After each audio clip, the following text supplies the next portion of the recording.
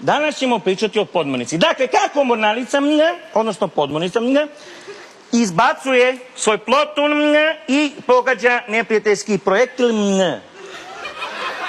Rekao, gospodine kapitane, vojnik Tasić iz Leskovca. Poznat glas, ne vidim. Ja izađem napolje, rekao je. Aha, reci.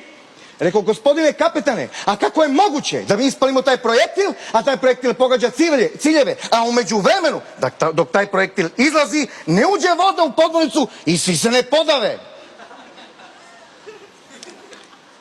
Slušaj ti mnie. Da li si nekada se kupao se u rekama, vodama, morima, jezerima? Ja sam, gospodine kapitane.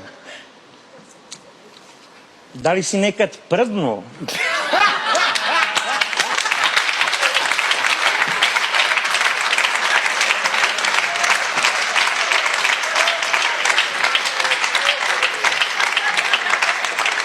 Ja sam, gospodine kapitane. Da li ti je voda ušla u dupe?